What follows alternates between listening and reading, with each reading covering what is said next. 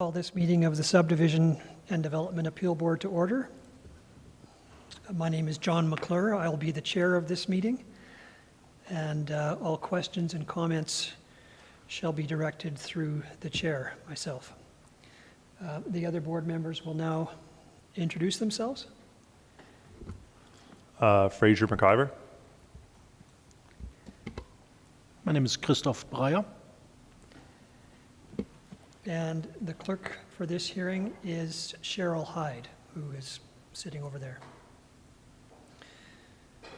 Today's proceedings are to hear an appeal on file number PL 2023-0120, which is a development permit for an air conditioning unit with requested variances to the side yard setback requirements found in section 2.4.3.1 of the land use bylaw.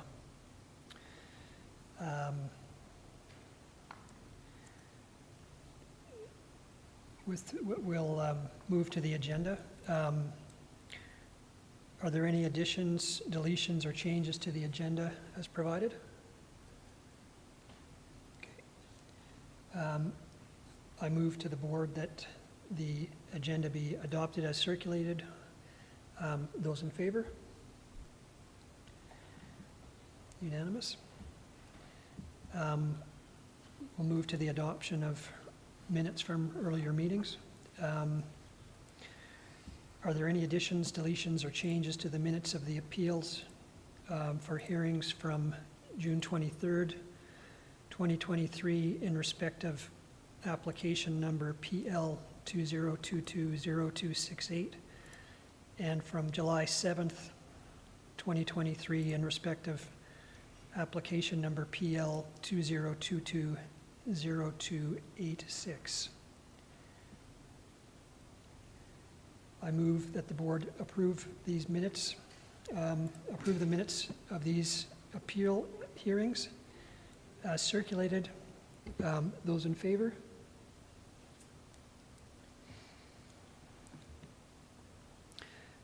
We'll now move on to the introduction of the development officer. Before introducing the appeal by the development officer, I would now ask each member of town administration to that are present to introduce themselves. My name is Eric Bjorgi. I'm a planning technician and development officer for this file. Good afternoon. I'm Marcus Henry. I'm the supervisor of the planning department. Good afternoon. My name is Lauren Miller. I'm the manager of planning and development. Thank you. I would now ask the development officer to introduce the appeal file number before us today.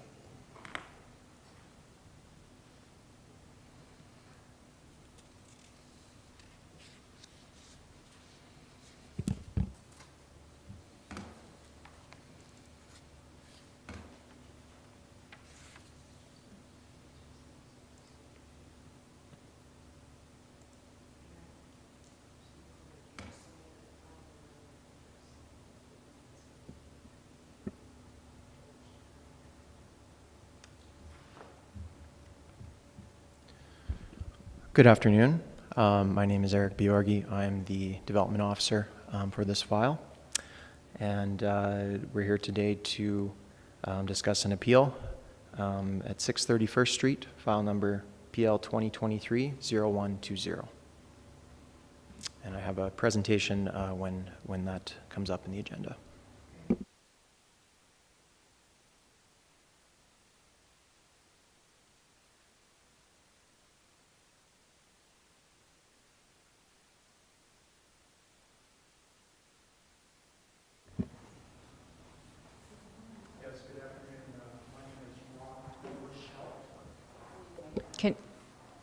If you could just push the button right there. No problem. Yeah, good afternoon. My name is Ron Lachelt. And I'm Leah Lachelt. We're co-owners of 630 First Street. Thank you. And do either of you have any objections to any of the board members hearing this appeal? And have you received a copy of the agenda package distributed to the board? And do you have any objections to anything in that, any of the information in that package?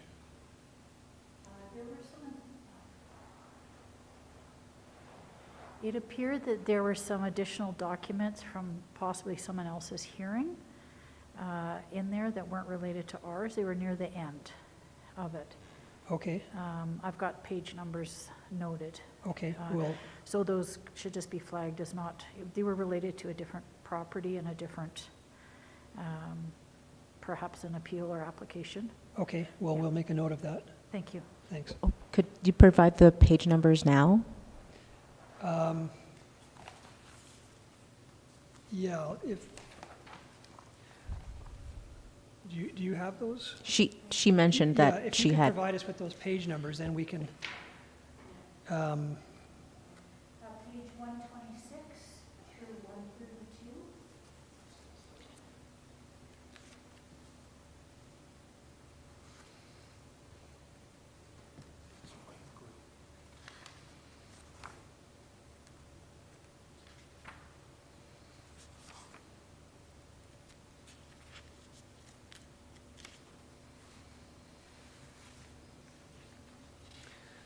oh, I see, yeah.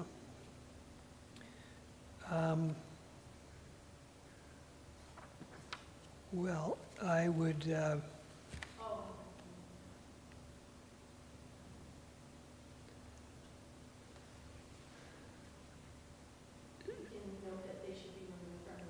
yeah, so does the administration have any, it's just an error, is that? We have no objection. Okay, so we will, those will be removed from the record. Thank you.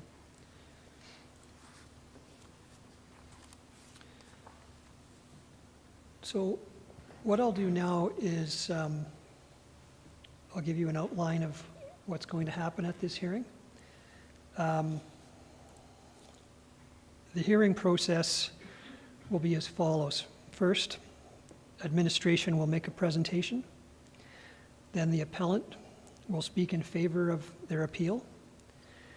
That'll be followed by any others speaking in favor of the appeal and any correspondence in favor of the appeal. Then those speaking in opposition to the appeal and any correspondence in opposition to the appeal.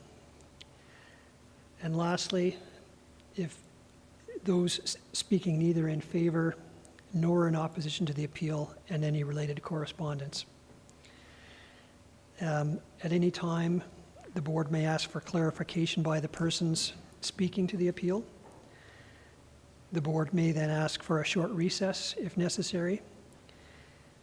To close, the administration will be asked if they wish to provide any corrections or clarification, and that'll be followed by any rebuttal or closing remarks from the appellant.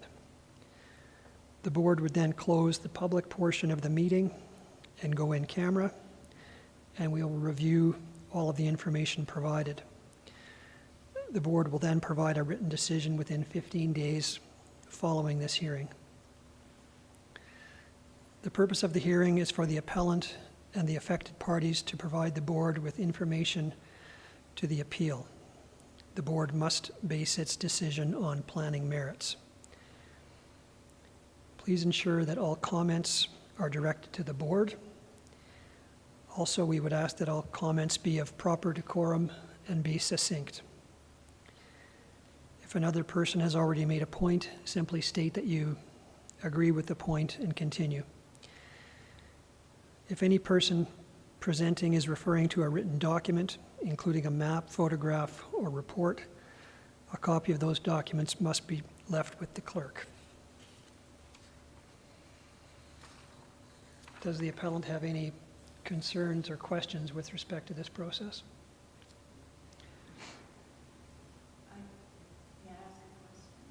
Yes.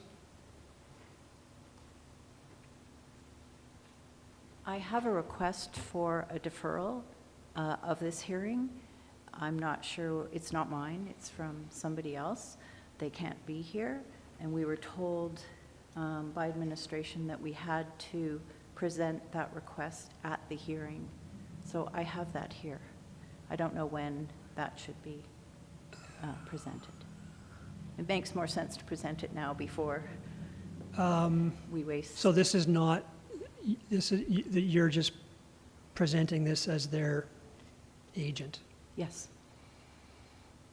And we asked administration when we should present it. We felt it would be better to present it before this hearing, but we were told at the hearing is the proper procedure. I just don't know when. Okay, what I would like to do is have a copy, see what they've, There's a copy in the documents. oh, Page 121.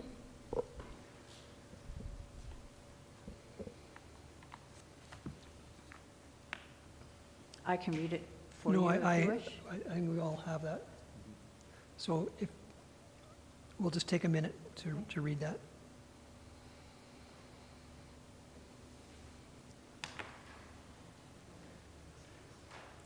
Sorry, are we referring to the letter from Mr. Lougheed? No. Oh, Yeah, it's from Andrea Young and David Burghardt. That is page 109.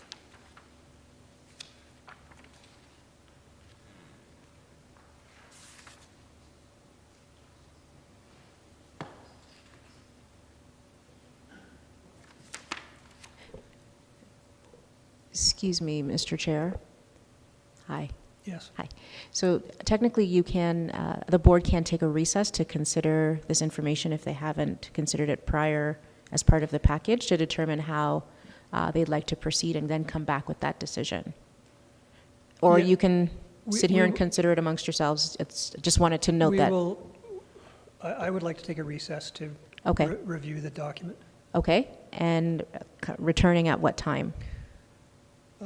It's currently 2:42. We'll return in 10 minutes. Okay? Thank you. Thank you.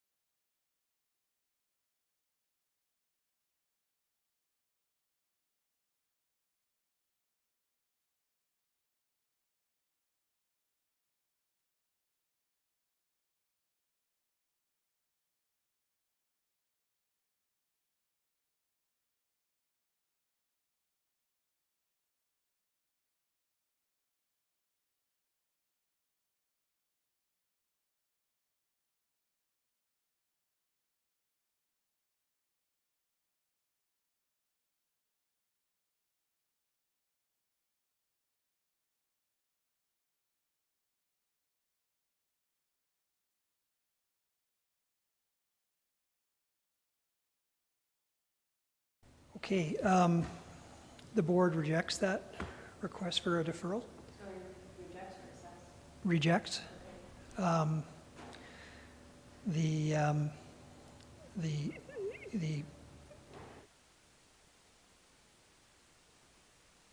We need your microphone. all of the notice requirements were satisfied, and the basis for their request is that they're not available, and that's just simply not a satisfactory reason. They've received the notice that they're entitled to under the legislation, and unless there's a further submission you'd like to make. Sorry, we need microphones because this is being live streamed, so the people who may be watching need to be able to hear, so we do all need to use the microphones. If you just push the button, there you go. Yep, Okay. red light, Sorry, I no thought it problem. was on. Yep, That's why I came up here. it's okay. We were taken by surprise that there was a redo of the original hearing, and we weren't, for example, Mr. Lougheed is in Toronto. The two people who have requested the delay had, one of them had a business trip in Belgium and France, and they had planned a holiday. My son is working, so he couldn't appear without enough notice. So we were not given a lot of notice. We were only told by enforcement that this hearing had to be redone. So with all respect, I actually don't think we were given that much notice to replan our lives, but it's your decision, which I accept. Yeah, It's hard to replan Yeah. a business trip to So- Europe, so. thank you. Our decision is that the request is rejected, Okay. and the basis is that all of the requirements were, notice requirement, at least the legally required notice was given. Okay, I accept that. I do have one question, and that is why didn't the town within the 15, it says in the procedural documents that we will receive a decision within 15 days of the original hearing, and we never heard anything at all, nothing about a delay or a rehearing, a postponement or a redo of the hearing. So just to let you know that the procedure then wasn't followed, and it really did take us by surprise that we'd have to have another hearing. Mr. Lougheed flew from Toronto for the last one, so it's not like we haven't put effort into being here, just to let you know. Okay, understood. Thank you.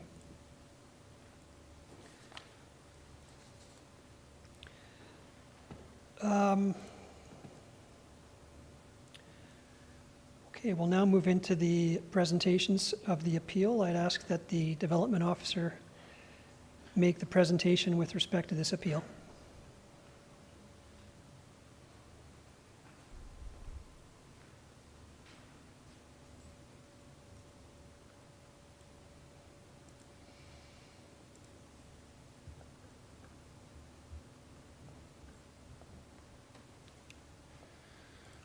Good afternoon again. I'll introduce myself again. Eric Bjorgi. I'm a planning technician and development officer for this file. So the background to this air conditioning unit and this development permit before us is a new detached dwelling that was constructed in June 2022. Was completed at that time. Post-construction, the town became aware that there was an air conditioning unit installed in contravention of the town bylaws within the required side yard setback. As such, we followed up with the owner and had them apply for a development permit application for this unit with the variance request to be within the side yard. That application was denied by the town due to our lack of authority to grant variances beyond 10% in the matter of required yard setbacks. In this case, the variance amounts to a 40% variance to the side yard setback standard. We did receive several neighborhood objections throughout the notice process of that development permit, specifically citing the noise and vibration produced by the unit.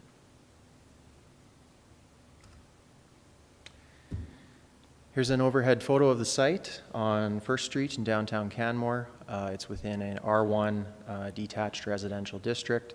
The adjacent uses to the property are also detached dwellings.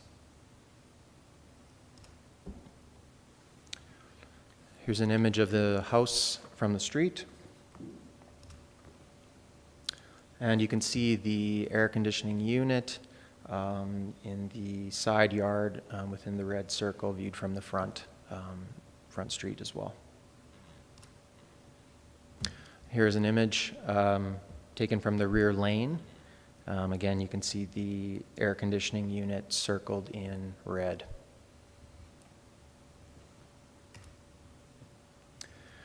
So what does the land use bylaw say about air conditioning units in circumstances like this? Normally, development permits are not required for air conditioning equipment. The only reason it was required in this case is because the unit is within the required yard setbacks and therefore requires a variance to the land use bylaw, which prohibits air conditioning units within the required setbacks. As I mentioned, the property is within an R1 residential district. The required building setback for a side yard is 1.5 meters. Table 2.4-1 in the land use bylaw states which parts of a building can project within a side yard. There are certain parts of the building, such as eaves, cantilevers, bay windows, these types of structures, which are permitted to project into the side yard. In the case of air conditioning units, they are specifically listed as not allowing any encroachment into the side yard. As I mentioned before, the town administration, the development officers have limited authority to consider variances which relate to building setbacks.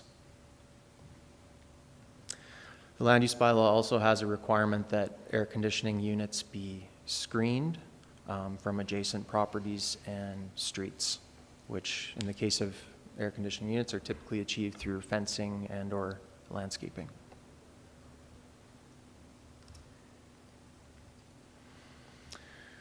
So looking at the conformance of the application with the land use bylaw, as I mentioned, there's a requested variance to be located within the required side yard.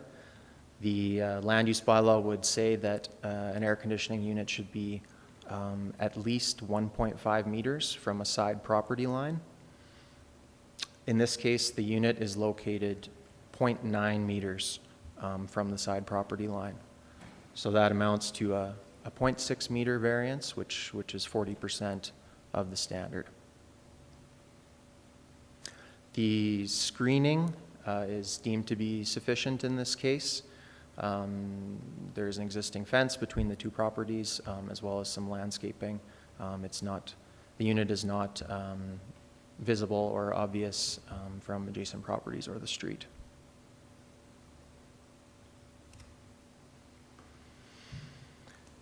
So, reviewing the requested variance, the encroachment into the side yard, we look at two criteria generally when we're reviewing variances. One is, are there any special site conditions that are providing an obstacle to complying with the land use bylaw, any special circumstances? The other is, what is the impact of the variance on the adjacent property owners? So there are some practical considerations which we feel present an obstacle for compliance in this case. It is a completed house which is built essentially at the maximum setbacks, which means the the options for location of this unit are limited. Additionally, there's coordination of the unit, which the applicant could speak to better than myself, but with the location of the mechanical room, having that unit located next to a mechanical room, I understand, is important for the functioning of the system and air conditioning unit that they're proposing or that they have. We look at the intent of the regulations. So we ask why do we have minimum setback requirements? While these aren't written into the land use bylaw specifically, our view is that setback requirements generally address emergency access, privacy, and fire separation. And in our view, none of those criteria are being impacted in this case. And this is an important point we feel is the kind of critical point in this whole issue, is that the objections from neighboring properties, they center around the noise and vibration produced by the unit. So our view is that the setback regulations are not intended to address noise. And specifically in this case, we do not believe there's evidence that a compliant location of 1.5 meters from a property line is significantly or substantially quieter, let's say, than a unit that is located 2 feet within the side yard. In the absence of a professional study or the like to tell us this in a scientific way, we're kind of relying on a common sense approach to this, but we do not feel there's evidence to say that the variance, the side yard variance, is materially impacting the neighbors. Rather, it seems to be something to do with the unit itself, and not the side yard variance. So, sorry to interrupt, are you saying, sort of just to cut to the chase, that if you were allowed to grant the variance, you would have? So I'm getting to that, thank you for the question. I'm getting to that point in the presentation.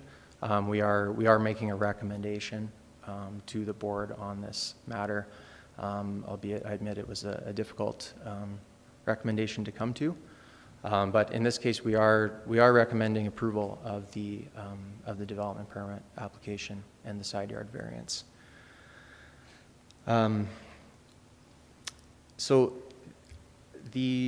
some other issues that were raised in the neighboring property submissions are the type of unit, the orientation of the unit, and these are things that are not regulated by the land use bylaw. This is strictly to do with the location of the unit, which again, in our view, is there's no evidence to say that that is materially impacting the neighbors. I would also point out that we do have a method to regulate noise in the community apart from the land use bylaw and the development permit process, and that is the community standards bylaw. It's a new bylaw, and there was recently an amendment to it which states that air conditioning units are exempt from the noise regulations in the bylaw, provided they're, and that is the decibel limits, et cetera, that are applied to other situations, provided they're in good working order.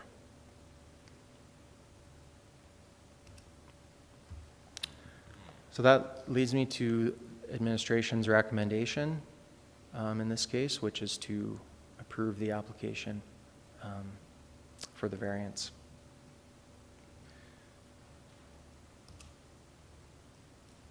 Of course, the options for the Development and Appeals Board in this case are to approve the application subject to the recommended conditions, which are included in the report, approve with amended conditions as deemed appropriate, refuse the application, which in this case would require the unit to be moved to a compliant location, or postpone pending submission of additional details. That concludes my presentation. Happy to take any questions. So in the first option is approve the application subject to the conditions in Schedule A. So where are those? So that would be an attachment to the staff report.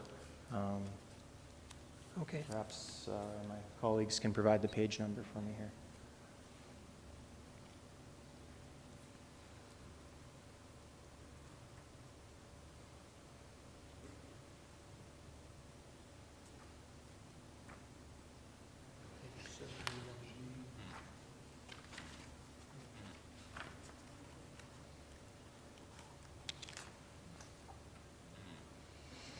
Okay, no, Page 71. yeah.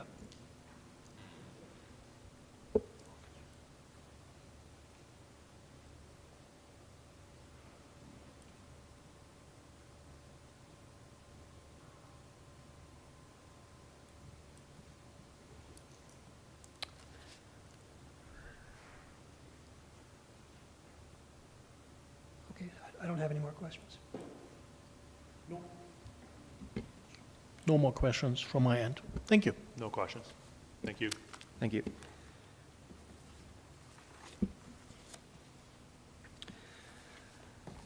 Okay, I would now ask the appellant to make their presentation with respect to the appeal.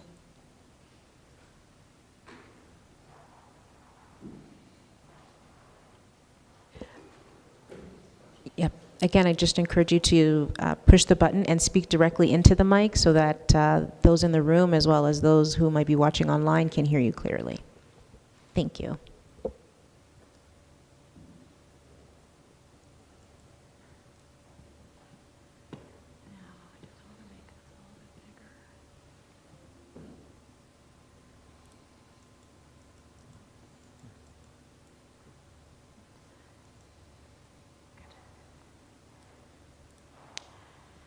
Okay, hello and thank you again. I'll just lower the mic.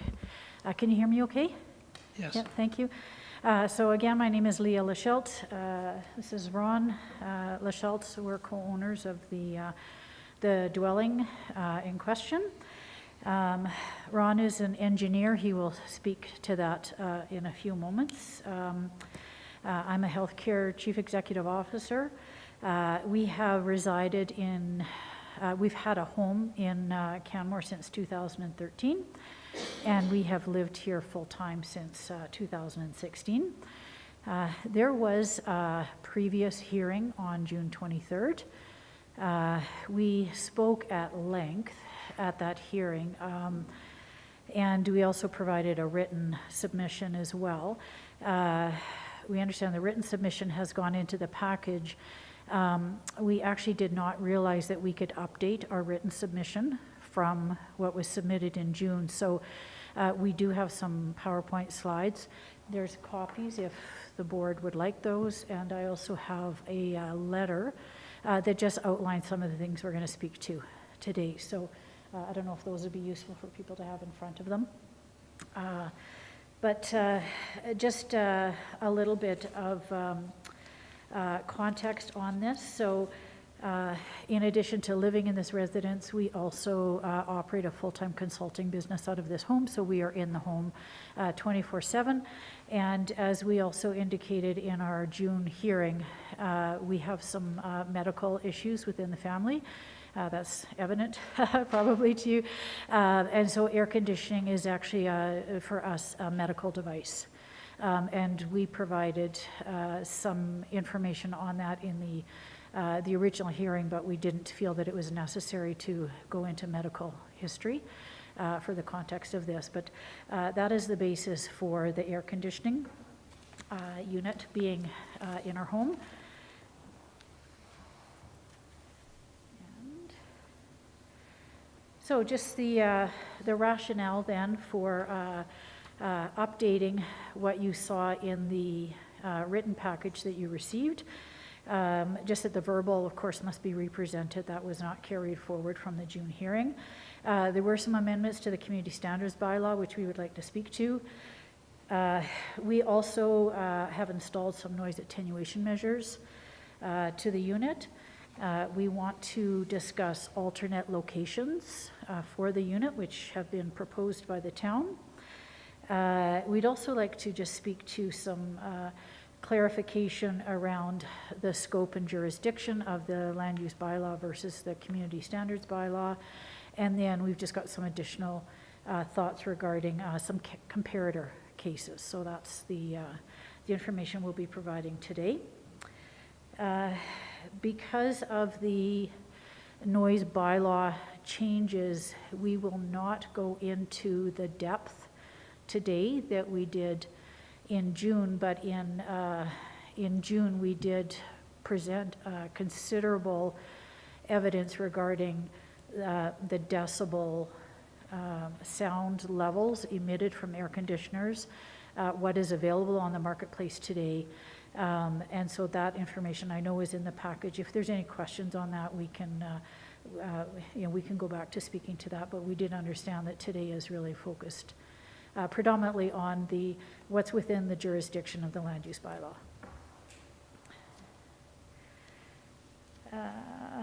Okay, one of the things that's important to note, it was in the original June submission, is that you saw from the overhead shot of the property that the north side, is that the north side of the front street, First Street?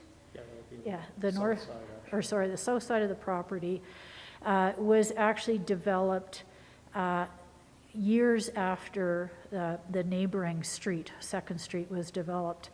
And so in order to put an alley in between the houses on Second Street and the houses on First Street, which is where ours is, in order to fit an alleyway, the entire width of the alley had to be taken away from the lot depth on all the homes on First Street. So all of the homes on First Street have a 40% shallower building envelope than the properties across the alley from us. So that was also one of the big factors that entered into some of the design considerations, because the lots are comparatively shallow, and there was no adjustment in the setbacks for the fact that the lots on that side of the property or on that side of the street are quite shallow. I don't know if that would be useful to see a picture of that, but it's in the package on page 75. And I don't have planning slides up here, but anyway, that's just a visual representation of that.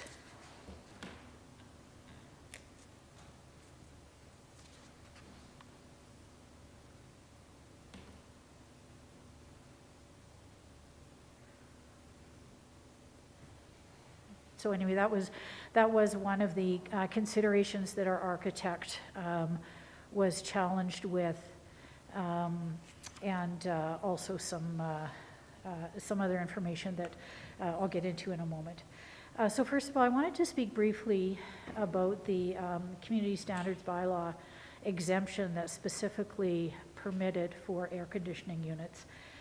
So there was a previous noise bylaw in Canmore. It was called Noise Bylaw 11-97. So it was around for many, many years. You'll see in this timeline that that bylaw was in effect dating back to about November of 1997.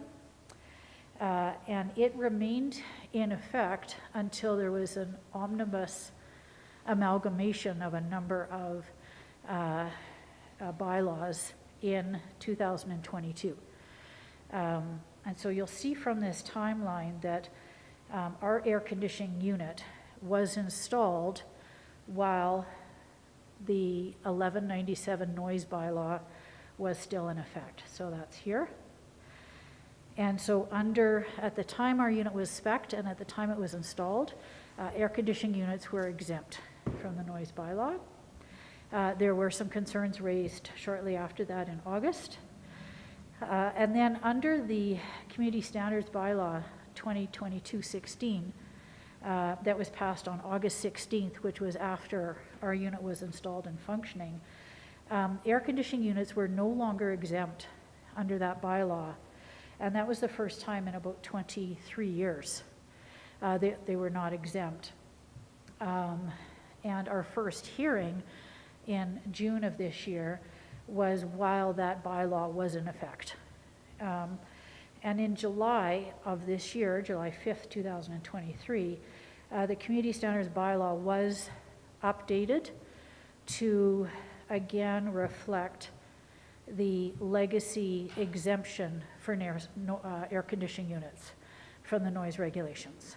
So the timing is important because in a 26-year period, there is only a small 11-month window in which air conditioning units were not exempt from the noise requirements, so long as they were operating properly.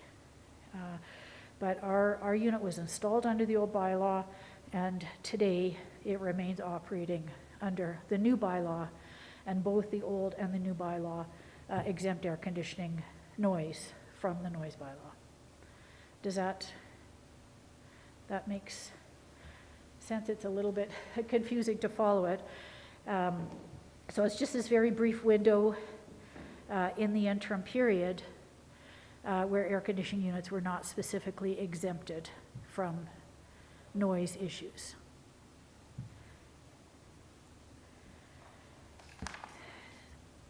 The reason that matters is that it gives us an opportunity then to focus today's discussion primarily on matters that are under the purview of the land use bylaw and refer to the community standards bylaw for issues related to noise. So we'll speak a little bit about that as well.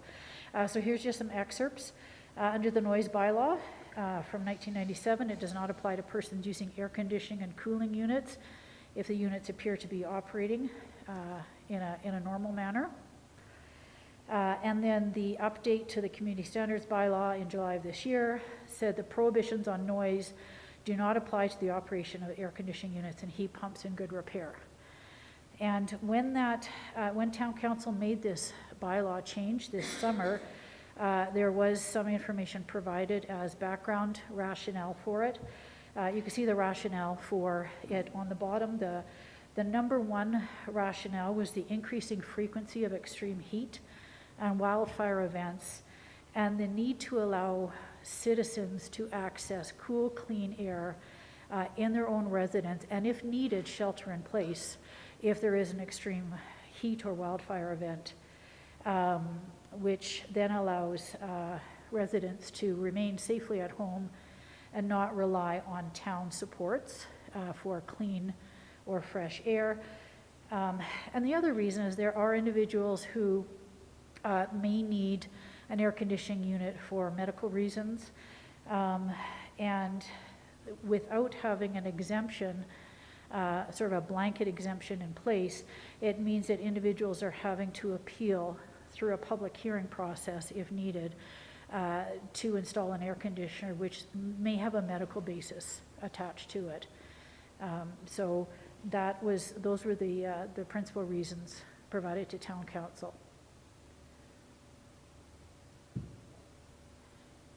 Are there questions, or can I? Not for me. Okay, so I'm going to turn it over to Ron just to talk a little bit more about some of the location and noise considerations. Great, thank you. Yeah, my name is Ron Lachelt. I'm the co-owner of 630 First Street. My background is engineering. I've been an engineer practicing in Alberta for over 30 years. Specifically, my area of practice is in the area of construction engineering. Further to that, I focus primarily on what we deem as path of construction, which deals with the sequencing of a construction project, what goes in first, why it goes in first. We get involved, or I get involved in areas that's referred to as constructability, just briefly. What that means is I look at designs and make them construction-driven or construction-friendly. So that also involves design changes for the purpose of installation in a construction project. So I've been doing this for many years.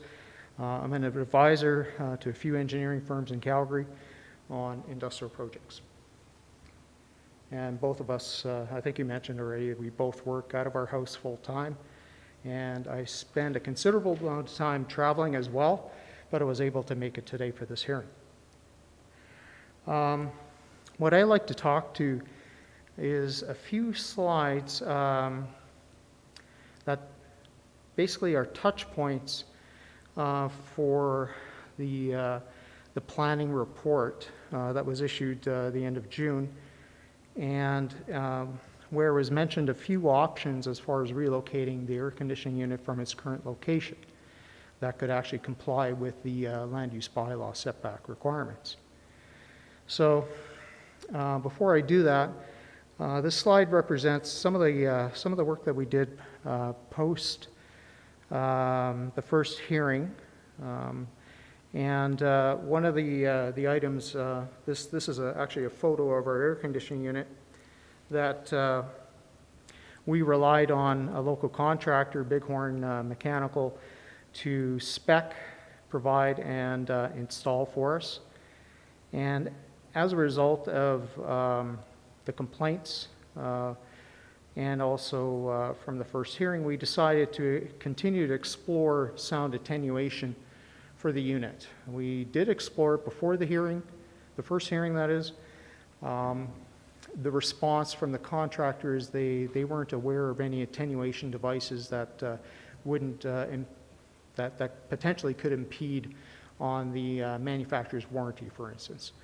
So we continue to press our mechanical contractor to explore options, and what they had discovered in talking to the manufacturer is that they found that it's a noise attenuation blanket be placed on the compressor. That's the biggest circle that you see there. It almost looks like a green garbage bag, but it's not.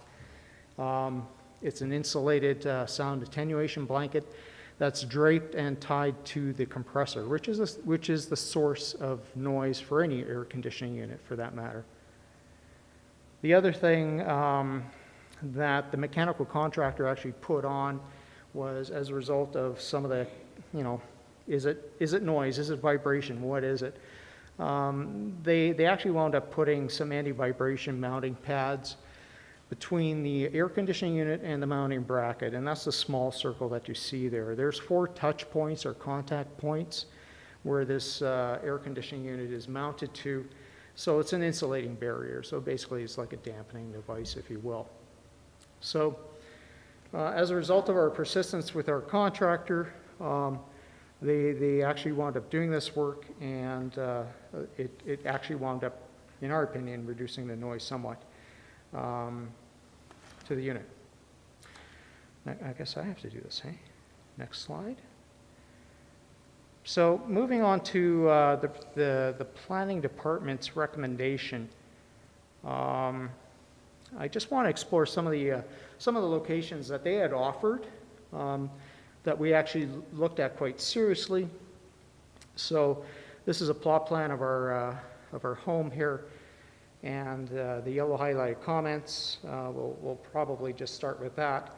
The current location, which is the one on the top right corner there, points to where the unit is today. It's currently 0.9 meters from this property line instead of the required 1.5 meter setback, as has been mentioned already. So that just highlights that. There were 2 options that the planning department had considered and offered in their report.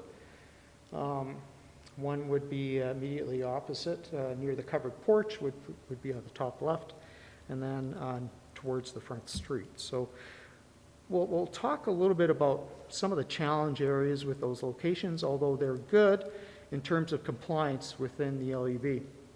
But before I do that, I wanted to, like for new home construction, I just want to highlight, why we do things in a certain way, like why mechanical rooms on one side of the house, why there's a meter on the side of a house, why is everything kind of grouped, as I call it, grouped together. So grouping equipment, whether it's HVAC, the gas meter, electrical, etc., is done primarily for safety, efficiency, ease of maintenance, and quite honestly, it's kind of a utility corridor that highlights to the homeowner that they bring out a spade or shovel to just be very careful working in that area, rather than your utility lines coming in ad hoc from the main corridors. And in our case, Fortis and ATCO is on the lane side. It runs along the top there, and then EPCOR Utilities, which is our water line, is along First Street, as you can see there. So when you build a house, the first thing that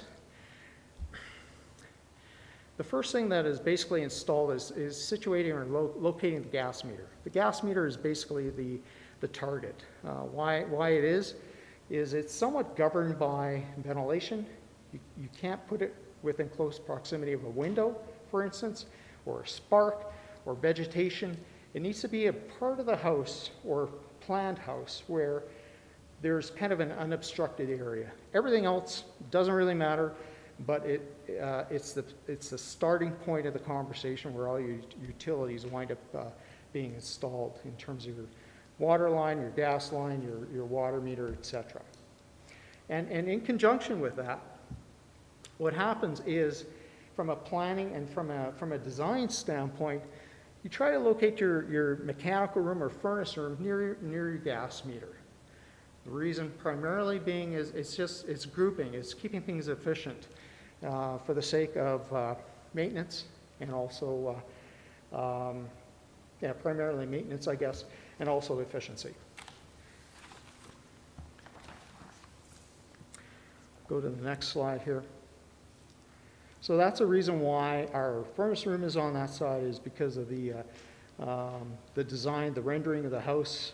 There were no windows on that side, etc. And easy access to EPCOR, Fortis, etc.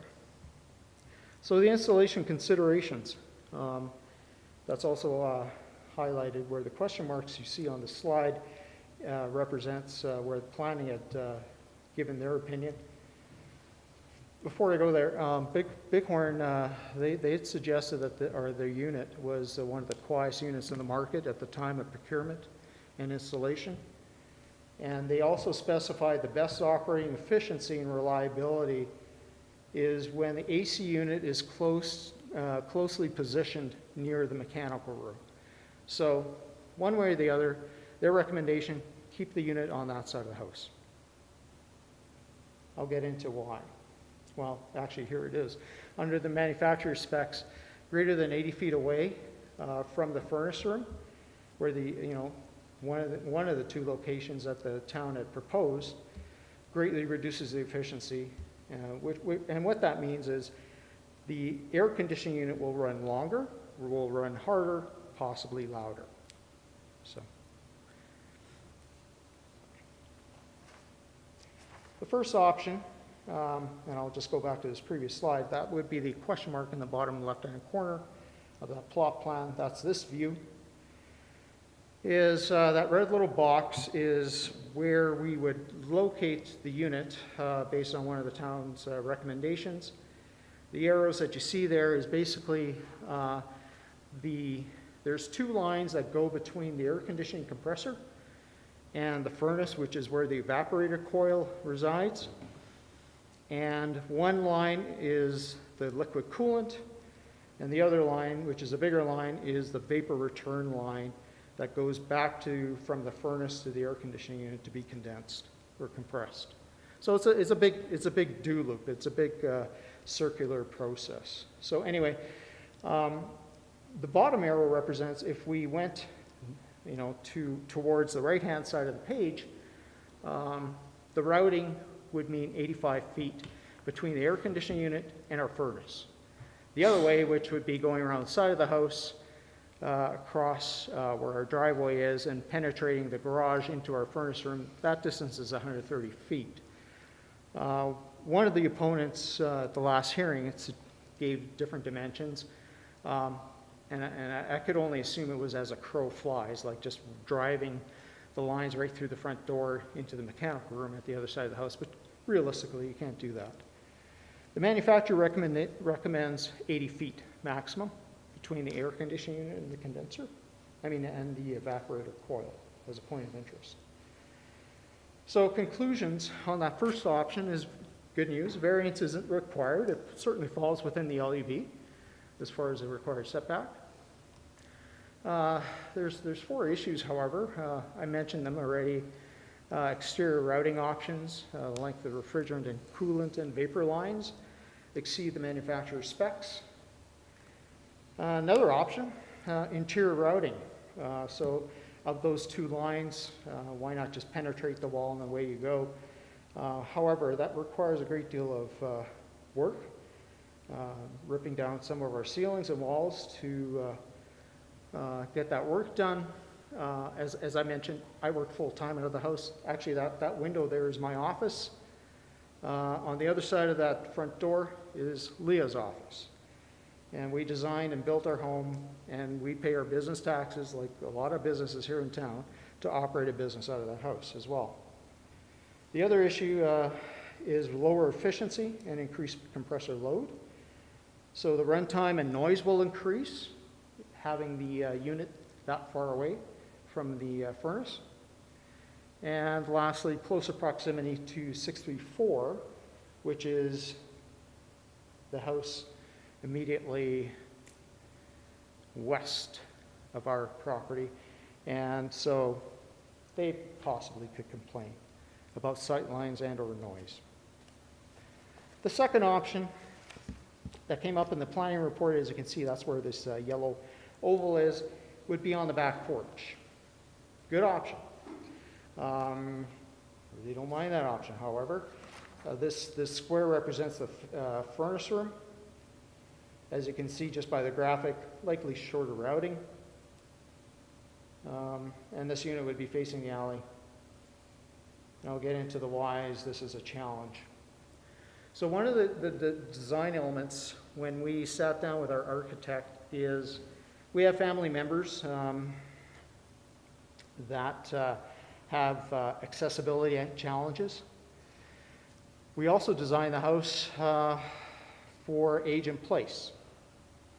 So when we designed the home, our architect looked at accessibility points in and out of the house. This is our rear door, for instance. So I apologize for the busy slide.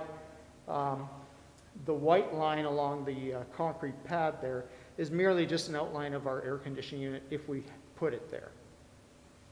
So that means it would be a meter away from the door, and that's the footprint. The yellow hash marks and fonts that you see there come from design elements through Safety Codes Alberta government. Similarly, BC has almost identical codes for accessibility.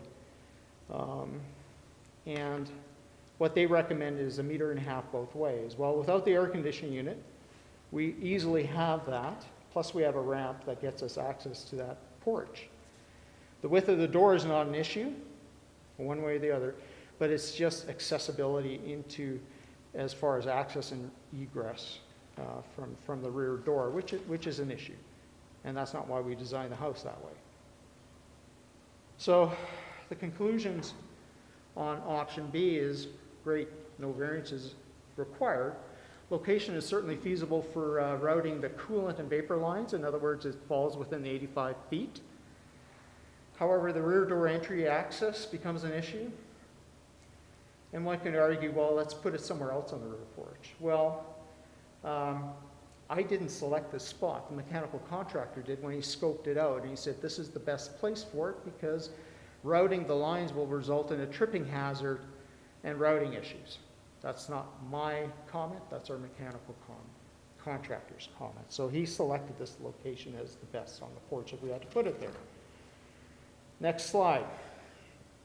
One of the opponents to our submission. Excuse me, Mr. Lachelle, Oh, yes, I'm can I sorry. get you to move closer to the Oh, I microphone? apologize. Thank Yes, you. sorry. I was just looking at the slide here. I'll look at the screen instead. Yes, one of the opponents had been perusing our yard to assess yet alternate installation locations. I appreciate that. And came up with the idea of using conduit that you can actually see in the circle there in that photograph, which wasn't allocated for this purpose. It was allocated for landscape lighting that leads to our mechanical room. Great idea. Execution-wise, not so much. So the coolant line is 3/8 of an inch in diameter. Like I said, there's two lines that go to and from the air conditioning unit. The vapor return line is 3/4 of an inch. There's insulation. The insulation is for the vapor return line. I can get into the why you need an insulation, but I won't at this point. But the math doesn't add up. So the total is 2 inches for all those lines to go through a 1-inch line. It doesn't work. Whether you take the insulation, account for the insulation or not, it just doesn't work. So great idea, not so much on the execution. So that deals with the comments from the planning department as some feasible options if we would consider moving our air conditioning to be compliant to the LEB. One option that wasn't mentioned that we actually will consider, or could consider certainly, is we have a side deck on the second level. We refer to it as our barbecue deck. What makes this location a really swell location, as you can see in the bottom right-hand corner, is the current location of the unit. And the box that's slightly elevated is on a deck directly above our furnace room. Excellent location. It would offer the most efficient operation of our air conditioning unit. It would be behind the deck railing, so there would be some screening. It would be within the setback requirements. We wouldn't need a variance. We considered this, honestly. However, immediately opposite, across the fence to our neighbor's house, it's a shorter distance to their house than it is where our unit is currently located. In fact, where the unit is currently located, there is no structure on the other side of the fence. It's just their backyard. Having it on the barbecue deck would have the fan point at their house. So we decided that we could certainly put it there. It would comply to the LUB, but it certainly wouldn't be neighbor friendly. So conclusions on this option is, as I mentioned, no variance is required. Excellent location for routing of the vapor lines, even an electrical hookup. No impediment to access. It's also visually screened, but our neighbor doesn't support this location. So I think that's my shtick. Thank you so much. I'll just pass this on to Leah. Okay, I just have a couple of wrap-up comments. So just to recap, so this unit is the quietest unit that is available for a house of this size in this climate. There are quieter units that would operate well in the US in warmer climates, heat pumps, for example. But to cool a home of this size, we cannot, we asked our designer to source the quietest unit that was available. There was a quieter unit available, but because the technology is unreliable, they informed us that the 10-year warranty on the air conditioning unit would drop to 1 year if we got a smaller unit, and they recommended against it. So this unit in particular, they are installed all over Canmore, everywhere, and there's nothing strange or unusual about the unit. It is absolutely runs at the decibel rating that all units for this size of home run at. It's the technology that's available today. I expect at some point in the future there will be some other technologies available, but that's what's available on the market today. We have no influence over that. We've had the HVAC contractor verify 2 years in a row that the unit is functioning properly. It is running as it should. So we're satisfied with that. And the one thing that was really important to note is at the time that we built this unit, built the house, we let our architect and builder know that we intended to have an air conditioning unit. They told us, and this was verified in the planning department report, that air conditioning units did not need to be shown on the drawings to get a building permit. And the architect and the builder led us to believe that there was a fair amount of flexibility on this matter. And planning has also indicated that, you know, there was some confusion or lack of clarity among the building community as to what was permitted and what wasn't. And so we unfortunately we relied exclusively on the professional advice of our architect and our builder, both of whom have been working in Canmore for more than 30 years. So we didn't, we didn't do any separate investigation as to locations, et cetera, but we did understand that by convention, almost all air conditioning units go in the side yard because of the location of the mechanical room and the furnace. If it is going to be located elsewhere, it needs to be built into the plans and considered at the time of the foundation being poured and framing. It's very difficult to move an air conditioning unit afterwards, because the noise bylaw exempted air conditioning units anyway, we knew it was the quietest unit. We were really quite taken aback by the concerns, and not realizing that there were concerns. But we also were able to verify with the HVAC contractor that a half a meter has very little bearing on the decibel rating. So that even if it were moved in half a meter to a compliant location, it would not satisfy the concerns about noise. And it's just a function of air conditioners produce a certain amount of noise. It's the quietest unit. Moving it half a meter will not materially change the noise. And so that was one of the predicaments we were in. So for, in the planning department report, you'll note that there was some lack of clarity among the building community. It was not always required to be shown on drawings, and so if there was an opportunity to change the location, it wasn't flagged at the time of a development permit. That there is currently a limited opportunity to relocate the air conditioning unit, and you will find that for aftermarket units, of course, but newly constructed units where there wasn't clarity around what the requirements were, and also the recognition from planning that aside from the physical encroachment into the side yard setback, the issues are related to noise. So we did receive several letters of support.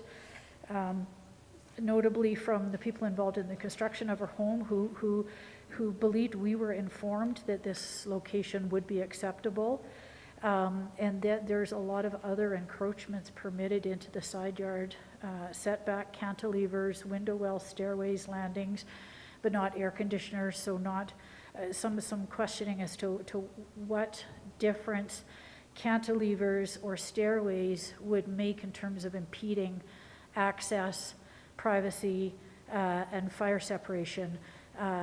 What an air conditioner does to threaten those setback purposes that is greater than what a stairway in the setback might cause.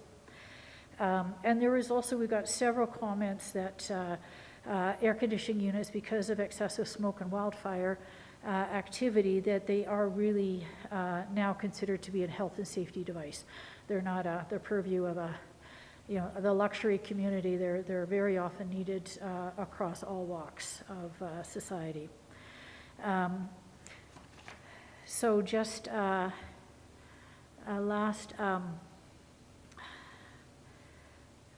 couple of other comments here as well. We did have, you saw in the written documentation, there's been I would say a little bit of conjecture about our character and intentions, which was never our intent. We were not deliberately withholding the unit from the drawings. We were not deliberately violating the land use bylaw. So, you know, we wanted to try to stick to the issues of, you know, the setback requirement and the purposes for it, which is fire mitigation and access primarily. Those are the privacy reasons as well. So just in terms of a couple of comparators, so that's our home in the top box. There is a recommendation to approve the variance. There was a unit not far from ours that was installed, had a slightly larger encroachment into the setback. That was also before this board for a hearing. It's identical to ours. Yeah, it's an identical unit to ours. I might have the wrong year. I said it was April 2023. It might have been 2022. But the rationale for approving that variance was, as you see in the box, that it was for domestic use, it's properly maintained, and does not present a violation to the land use bylaw, nor does the bylaw that is enforced by the planning department manage matters related to noise, which is deferred or delegated, I guess, to the community standards bylaw. We did see a number of properties on First Street and elsewhere that also have air conditionings encroaching slightly into the side yards. So it's very, very common, obviously, in Canmore. It was interesting. It's a sensitive issue for residents, and we know that. So we're sensitive to that, but we also recognize that there are some pragmatic considerations in terms of potential location. And just another note, both adjacent neighbors did at the June hearing suggest to the board that was members that were here at that time, that if they had to work within the shallow lot length along First Street when they constructed, that we should as well.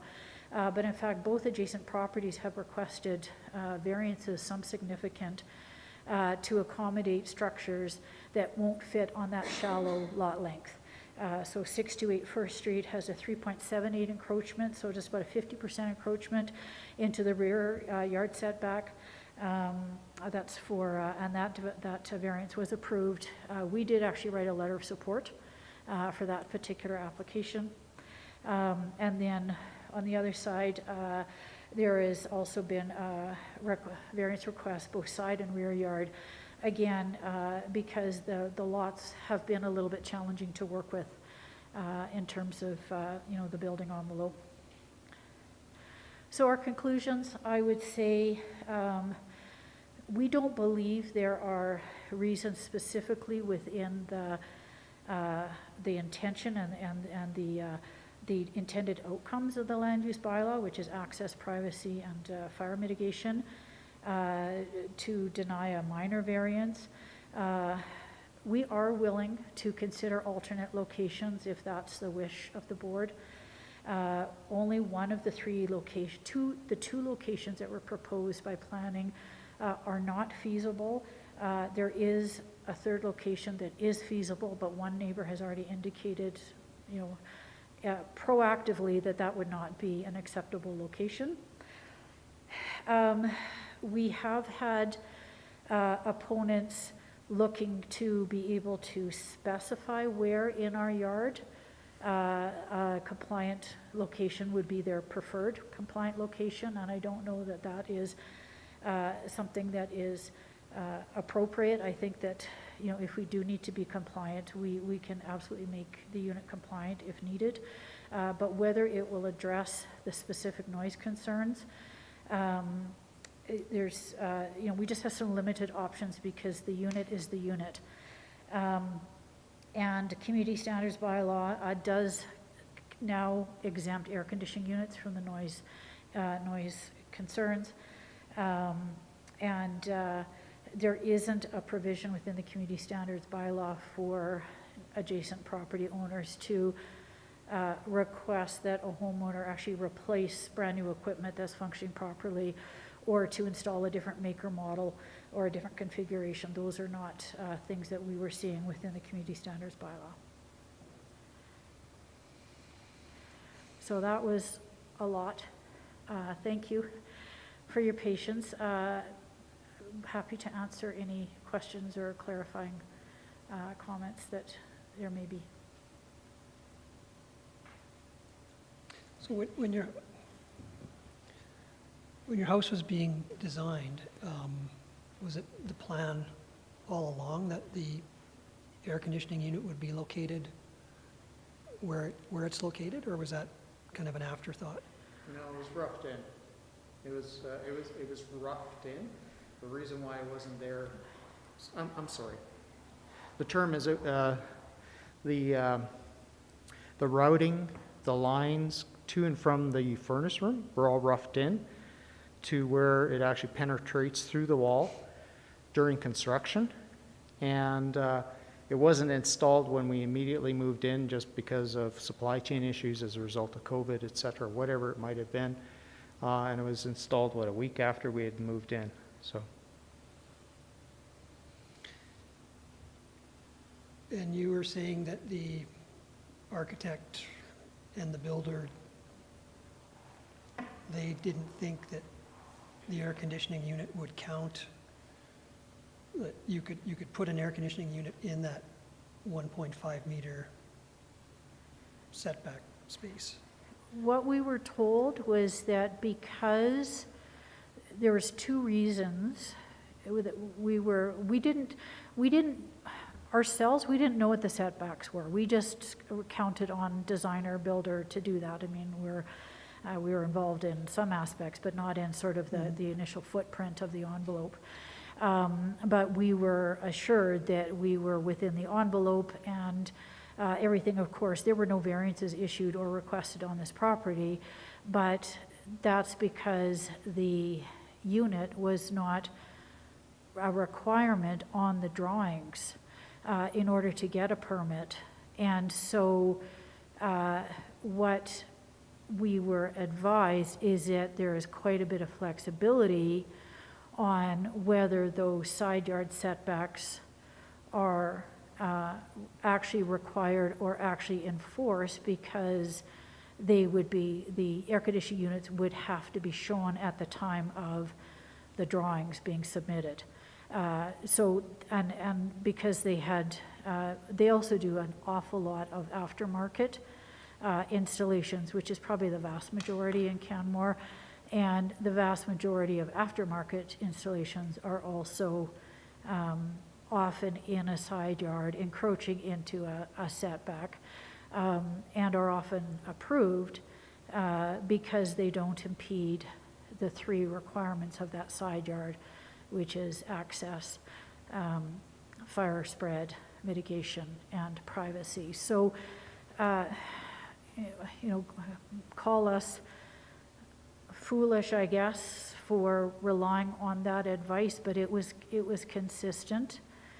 And I guess I would have the building community and maybe the planning department speak more about the source of that ambiguity. I can't speak to why it's there. I can't speak to how it came to be, and I can't really pass judgment on it. All I can say is that our builder and designer have an excellent reputation in town, and I do not believe that they intended any malice or misrepresentation in any way. I sincerely believe there has been an inconsistency in practice that perhaps has led to a pattern. I don't know. I can't really speak to it. But I know that for us personally, there is absolutely no deliberate intent to misrepresent or to hide anything, nothing of that nature. And in fact, we have worked quite diligently with our HVAC contractor on the noise mitigation. They did, by the way, say that this is the first time they have ever been asked to install noise mitigation on a unit, and that this unit operates everywhere within Canmore. So they actually had no experience with ours. This is the first home that they have installed this in. And we said, yeah, bring it on, let's try it, see how it works. And they estimate that it did reduce the noise from the unit, but the unit is operating as spec'd and as published by the manufacturer. So there's nothing unusual about the unit itself or how it functions.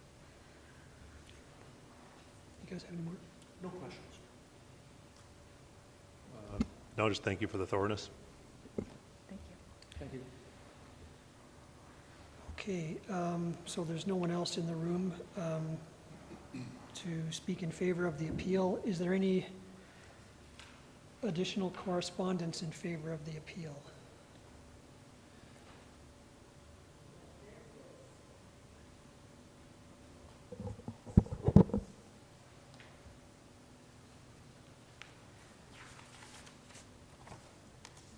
Do I say that?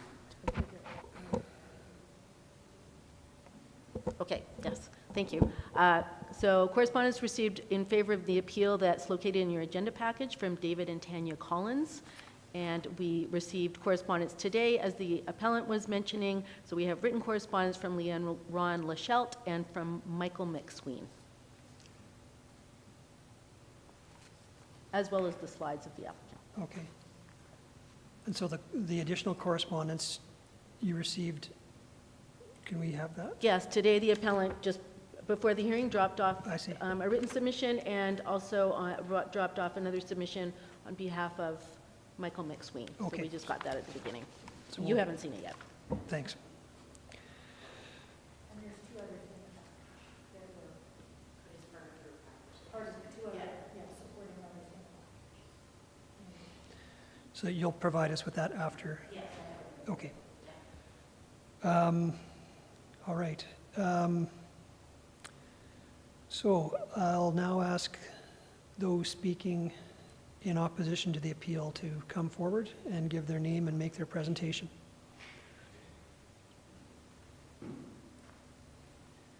Good afternoon, Chairman of the Board and board members. My name is Gay Harden. I do not live adjacent to the property in discussion. I live 2 houses away.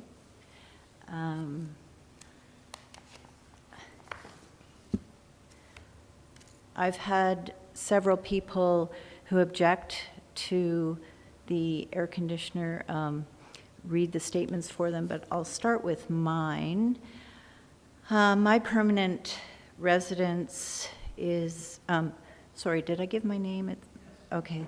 My permanent residence is 626 First Street, so I'm 2 doors away from 630 First Street. And I am submitting this impact statement to object to the request for variance. And I respectfully request that you, the board, not grant a variance to the side yard setback. This hearing is being governed. Oh, I also request that this hearing be governed by the community standard bylaw that was in place at the time of the appeal. It was in place at the time of the board hearing on June 23rd, which were both prior to the new community standard bylaw effect, which was effective July 2023. I also request that if the air conditioning unit is moved to another location on the property, that it comply with the Town of Canmore's land use bylaw, the previous community standard bylaw, and the climate action plan of the town. I also request that if the air conditioning unit at 630 First Street is moved to another location on the property, that mitigating measures be taken so it does not disturb the neighbors. I also request that the AC unit be turned off between 10 p.m. and 7 a.m. until such time that this is all resolved. This isn't as big an issue as it was back in June. So the new community standard bylaw came into effect July 2023. I request that the version of the community standard bylaw previous to July 2023 govern this appeal. The change to the bylaw came after this appeal was submitted and after the first hearing on June 23rd. I've spoken to 2 lawyers, and my understanding after speaking with those lawyers is that in courts of law, the law of the case is when it occurred. So I request that we go by standard judicial procedure, and that is that the community standard bylaw that was in place at the time of the appeal and at June 23 hearing govern this case. I've been impacted by the AC unit at 631st Street, such that my lifestyle has been altered. Not sleeping well for a few nights at a time is manageable, but not sleeping well for a week or more is unmanageable and unhealthy. The impact of the AC unit is more than simply marginal, as was stated in a staff report that was prepared for the hearing on June 23rd on page 4. This AC unit materially impacts the day-to-day living and the environments of the neighbors. On the advice of the Town of Canmore Planning Department, and in an attempt to foster a cooperative relationship, I approached the owners of 631st Street on 3 occasions to discuss the AC. After introducing myself, I stated I was hopeful that we could work collaboratively to find a path forward and find a path that would work for both the owners and the neighbors. The responses by the owners of the air conditioning unit on all 3 occasions were less than friendly and demonstrated that there wouldn't be discussion or collaboration on the issue. An example of this is if there could have been mitigating factors to quieten the AC unit, could those not have been installed prior to June or July of 2023? We've been discussing this for over a year, and only then were those, the blanket, I guess AC blanket and dampening pads installed. Our family lived in the Middle East for many years where ACs were a necessary part of life. There was an air conditioning unit in each room of our house. As much as the noise and the vibration emanating from the AC at 631st Street is annoying, it's the intermittent nature of the unit's frequency and the on-off cycling that are surprisingly bothersome. They're not white noise. Earplugs will block out some of the noise. It won't block off the on-off cycling. The previous community standard bylaw states that the maximum nighttime level of an AC is 60 decibels. Measurements taken from the AC at 631st Street have been 70 decibels plus or minus. To give a sense of noise levels and vibration caused by this AC, the decibel is a logarithmic scale, so a 3 decibel increase is a doubling of the sound and vibration energy. I spoke with 2 neighbors who are directly across the street from me, one of whom has an AC. He said, all you have to do to get a quiet AC is spend about $1,000 more, and you'll get a quiet unit.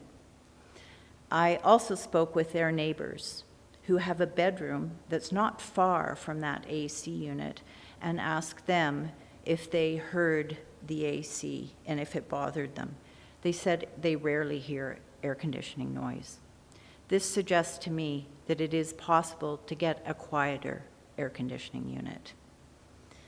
I did write to the town just regarding the air conditioning unit or the air conditioning topic, because I feel it's going to become a growing issue in the town.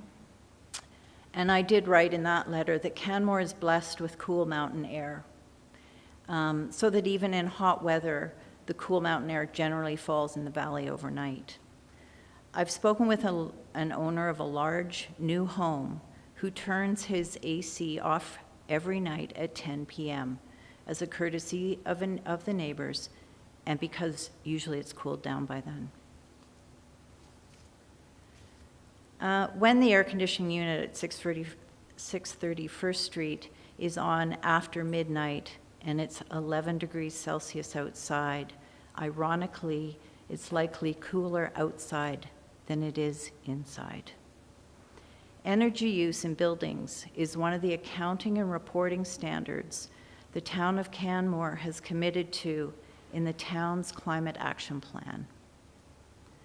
The climate action plan reads, "Action is required immediately in all sectors in order to set up the community for success."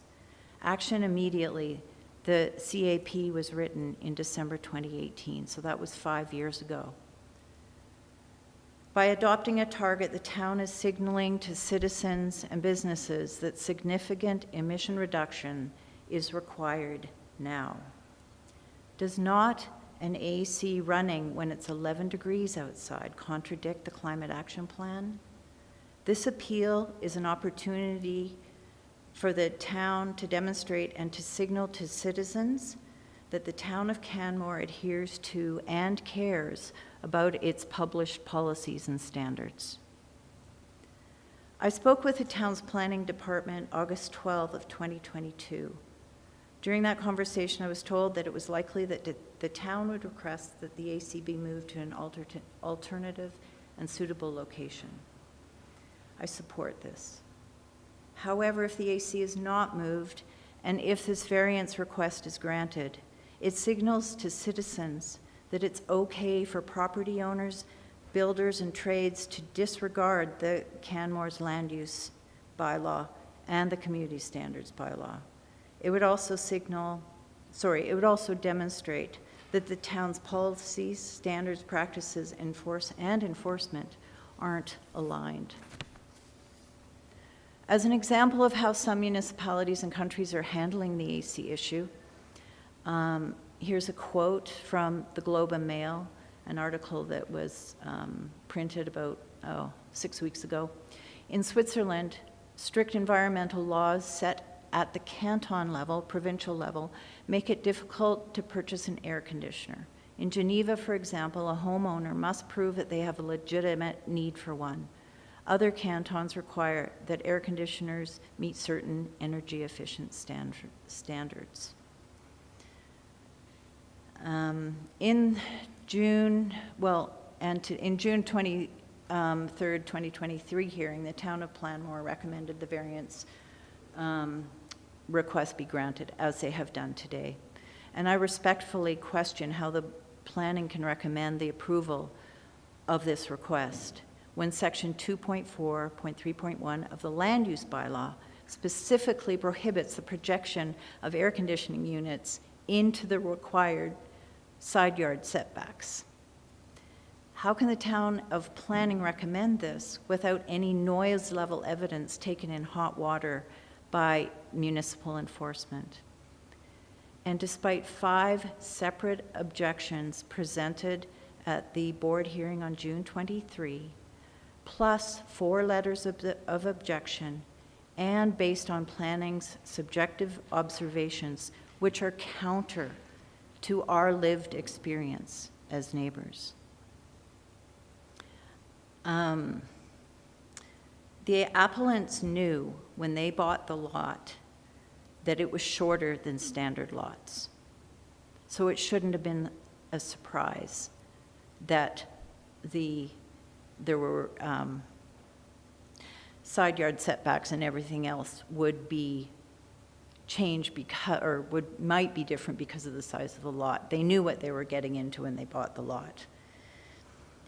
If there's a construction engineer as an appellant, he would have known that the AC, or why was the AC installed after final inspection? Why wasn't it installed before final inspection of the new house? Why were sound mitigating measures installed in June 2023 and not June 2022? Maybe we could have avoided a lot of this. We honestly tried to speak with the appellants. In one of the photos in the appellant's presentation, I note there are steps both in the front and the rear yards. If there are family accessibility challenges, why were steps included in the exterior plans? It's not necessary for anybody to, as the appellant said, snoop in the rear yard. There's no landscaping or fence in the rear yard. It's very easy to just observe the rear yard. I want to thank you for taking the time to consider the requests that I've made. The impact on the AC on our household, our neighbors, our neighborhood, and our town are significant. The character of our neighborhood has been one of respect and cooperation. And I'm hopeful that this will continue once there's a resolution to this situation. Thank you very much for your time.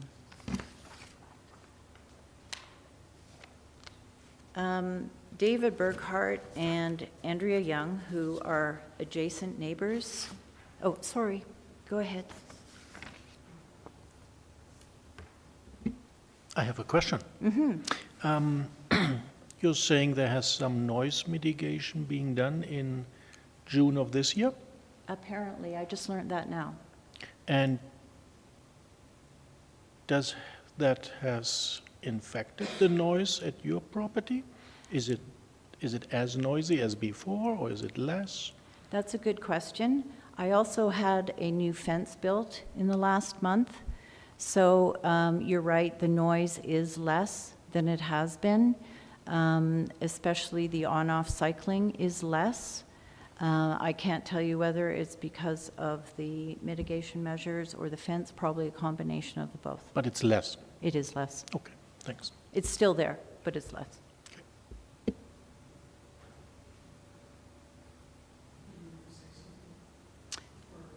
No, if you have any other questions, I have some other presentations that I've been asked to read.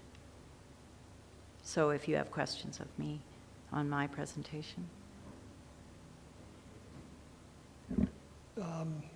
Yeah, no questions. Is there much duplication in what you're, No. okay, carry on, please.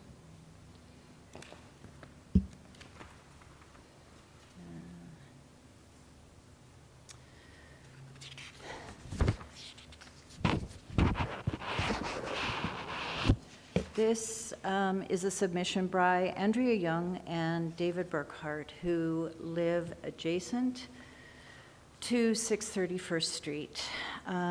We are adjacent property owners and persons affected by the installation and noise disturbance of the air conditioning unit. This submission is in your documents, I believe. We have no objection to AC units. We support that residents should have access to cool, clean air for themselves in their homes. The location of the AC unit and the significant impact on our neighbors are the primary issues under discussion.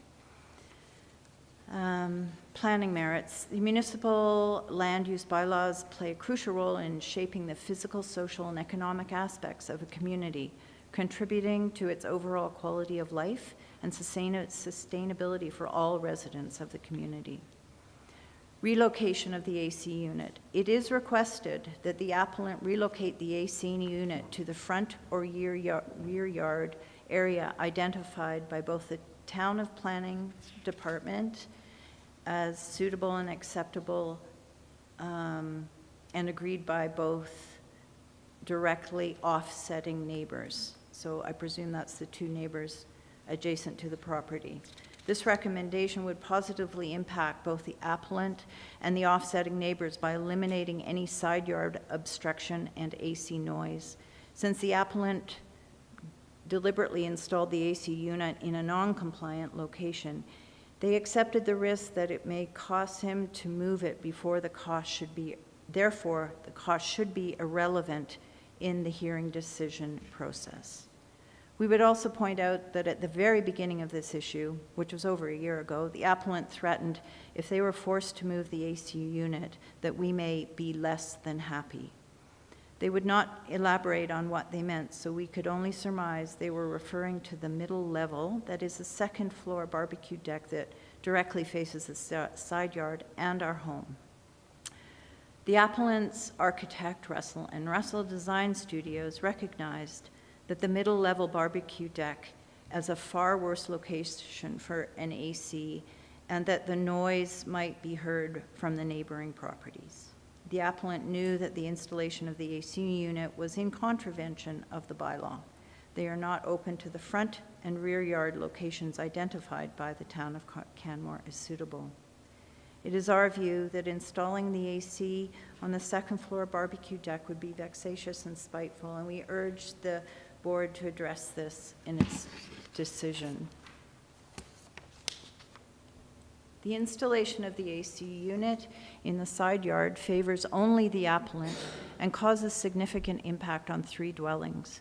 How can the appellant, who knowingly contravened the bylaws, be granted the authority to negatively affect 3 other dwellings? How does this reflect the principle of having bylaws intended to protect and serve all the residents of the community? Relocating the AC unit to a front or rear yard location has no impact on the appellant, but has significant positive impact on neighboring residents, and aligns with the planning principle that the bylaws serve the residents of the community and not the specific interests of one resident. We disagree with the following comments made by the Town of Canmore Development Officer, Eric Bjorgi, as per page 51 of the June 21, 2023 hearing agenda materials. The Planning Department's opinion is that the location of the unit is not the primary reason for the noise issues being caused.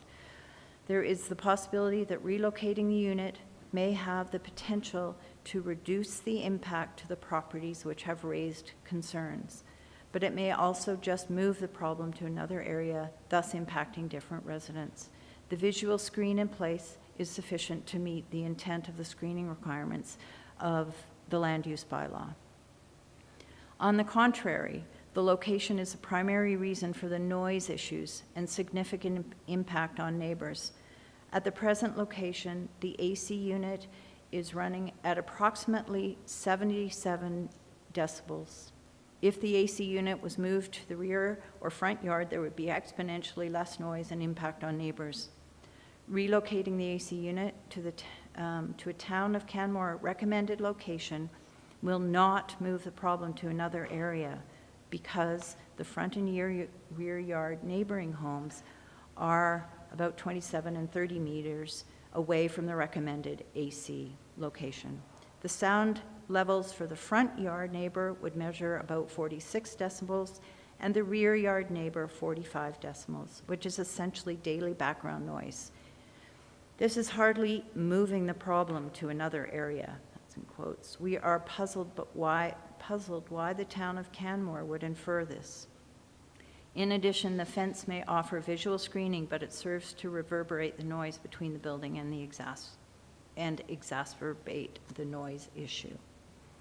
The recommendation made by the Town of Canmore mentioned above is illogical, incomplete, and confused the June 23rd hearing. In fact, a board member asked how Eric Bjorgi could decouple noise from its source. It also caused 2 affected parties to request the development officer's recommendation be stricken from the appeal hearing because of his inability to properly explain the issue at hand. Moreover, the development officer suggested, in quotes, there is insufficient evidence that it would be unreasonable to relocate the unit to a compliant location. If this is the case, why did the DOC recommend the AC unit not be relocated? This is baffling. Would it not be fair to serve the best interests of the residents of the community rather than a single resident who contravened a land use bylaw to benefit only themselves? What is even more puzzling is that moving the AC unit would have no impact on the appellant and significantly reduce the impact on the offsetting neighbors. But yet the Development Officer recommended approval of the variance. With regards to emergency access, the appellant has advised that a fence will be installed on the side yard between our home and the appellant's. The estimate of 0.9 meters of available space in the side yard does not account for a fence on their property.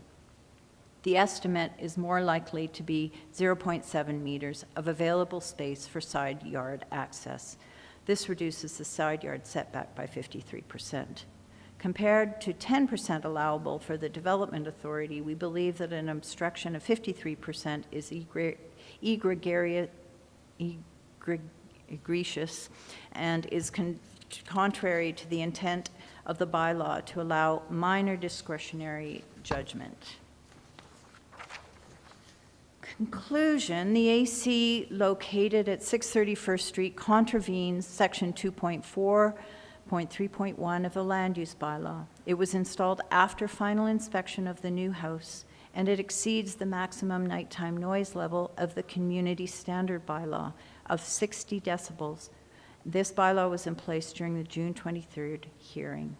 Since then, a change was made to the bylaw that does not allow noise to be considered in the September 7th hearing. Despite all these facts, plus objections from many neighbors, the Town of Canmore Planning Department recommended that a variance request be permitted. That is, the AC unit be allowed to stay in place. This recommendation was made during the June 23rd hearing, and based on this experience, we have concluded affected neighbors are essentially defenseless. How does the recommendation of the Town of Canmore Planning Department align with the Municipal Development Plan and the Municipal Government Act that are in place to protect all residents and not favor a single resident?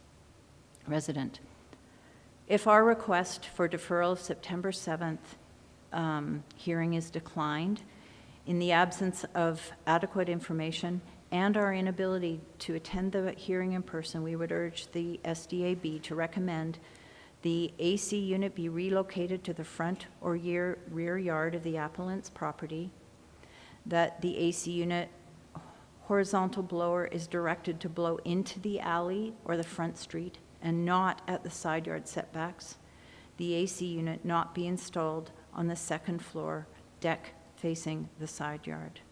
These recommendations would not unduly interfere with the amenities of the neighborhood. They would not materially interfere with or affect the use, enjoyment, or value of the neighborhood parcels of land, and they would conform with the use prescribed for by the land or building in the land use bylaw. There is an appendix, additional information. I'm not going to read that now because you have it in the material that's been provided for you. Yeah, everything that's, Yeah. I don't think there's any point in reading. I don't either. We already have. David Burkhardt is an engineer, so he's putting some engineering information in there. Okay. And I can't answer any questions on that one. I do, so Mr. Lougheed has also submitted a document that's in your binder, and there is a submission by Lisa Downing and Shan Levitt, who they contacted me and asked if I could just read their short submission. You're welcome to, but if we have it in writing. Yeah, you do.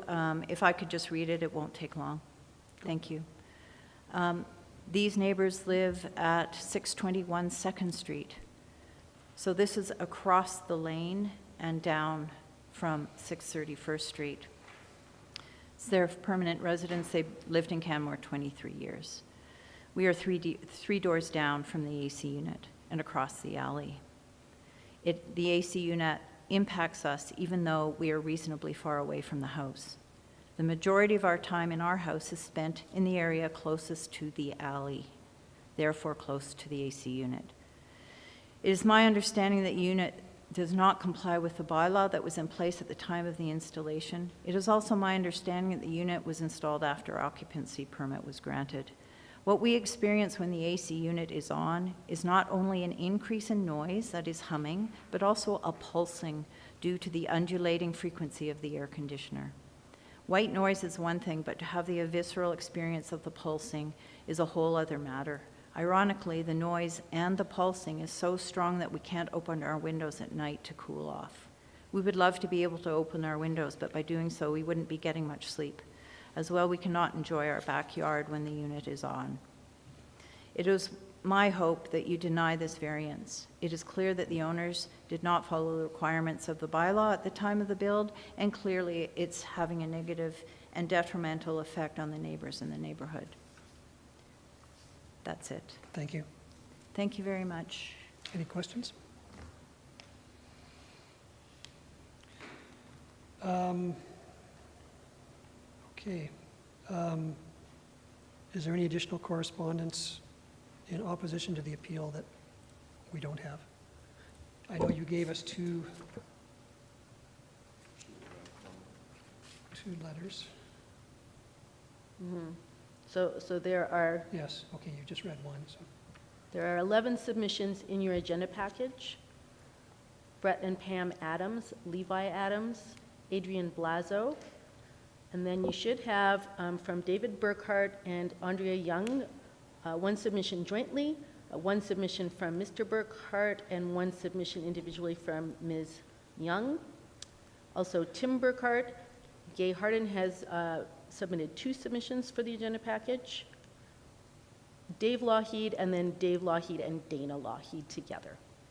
The correspondence provided just ahead of the hearing, also in opposition, from Lisa Downing and Shauna Levitt that was just spoken to, and then there's an additional one from Clifton Potter.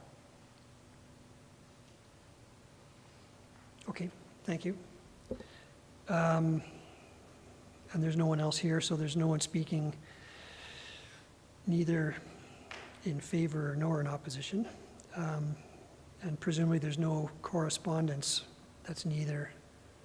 In the agenda package, I identified All Weather Builders and Russell Design Studios as they were neither in, they didn't indicate whether they were in favor or in opposition. Okay. Yeah. Thank you. Okay, normally at this stage we would take a recess. My preference would be to push through. I beg your pardon? Okay, well, yes, okay. Then we'll take a 5 or 10 minute recess? 5 minute recess, okay.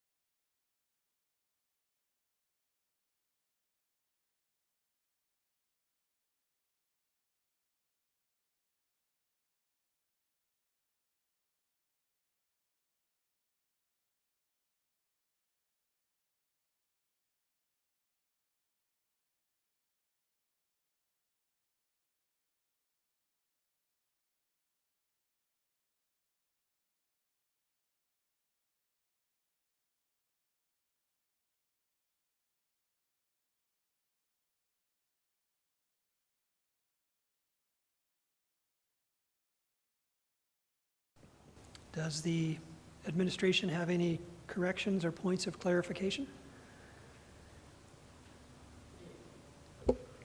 We do. I will start and then have my other colleagues here speak to the more technical elements. I wanted to speak to some of the procedure items.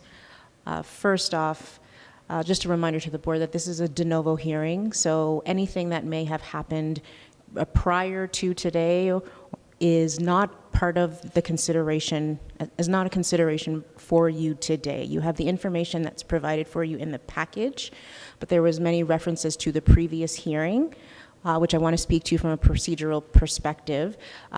Because the appellant did not receive the necessary notification, that hearing was ultimately deemed void.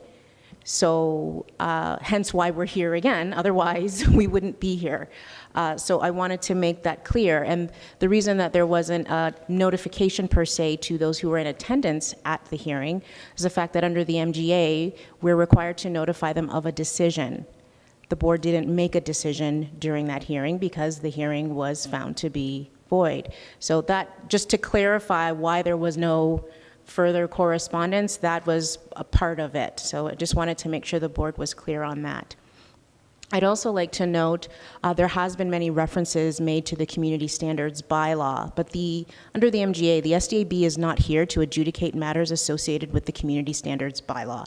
You're here to adjudicate matters that are associated with the land use bylaw. So those are the matters that are under consideration today. That's not to say there aren't factors with other bylaws that can be considered, but the elements that are included in the community standards bylaw are a separate bylaw that is not necessarily up for discussion here today. I also would just like to speak on behalf of my other manager colleagues, the Director of Emergency Management, Caitlin Miller. She's not able to be here today, but she did want to just reiterate the point that was made at council when her and the Environment and Sustainability Supervisor made the presentation about amendments to the noise, to the community standards bylaw with regard to air conditioners. And there is an acknowledgement that extreme heat and wildfire smoke is happening more frequent and is becoming more impactful, and that individuals need to have access to cool, clean air, and we want to empower individuals to manage this themselves instead of relying on the town for support. So there is an acknowledgement that there are going to be situations where cool, clean air will be necessary, particularly as we deal with more extreme heat events and wildfire smoke, as we've already experienced this past summer. So I just wanted to reiterate that. She is on the record already with council with that, and wanted to make sure that that was reiterated here at this hearing. So I will now turn it over to Mr. Henry. Sorry, I just want to Sure. back up. So, sorry, the person who made those statements, who was that? That's Caitlin Miller. She's the Director of Emergency Management for the town. Okay. And so those comments were made in front of council. You can go back to the council meeting and watch it for yourself, but she just wanted me to reiterate those statements today because she was not able to be here. Thank you. Thanks for that, Lauren. There's just one, I guess, main point of clarity I would like to make here regarding AC units is that, and they are permitted within the community, because that is something you can have. There is no bylaws or policy saying you cannot have an AC unit. So if the board is looking at making a recommendation to move that unit onto a compliant spot on the property, because there is no conditions that that can be applied, because at that point it's a compliant like a form of development, and there is no permit requirements for that. So I would just like to bring that to your attention. Second to that, if that is on the route that you want to go, the permit is essentially refused, and then it's up to the applicant to make a compliance. And anything outside of that, which would come through complaints, if it's not relocated, would just be enforcement actions through the planning department. Okay, thank you.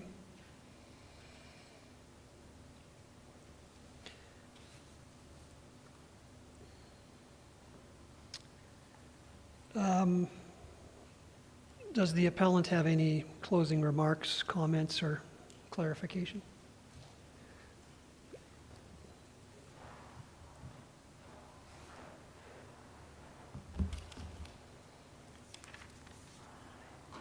Thank you again for today. I just wanted a couple of clarifying comments, just based on some of the opponent comments and questions that came through.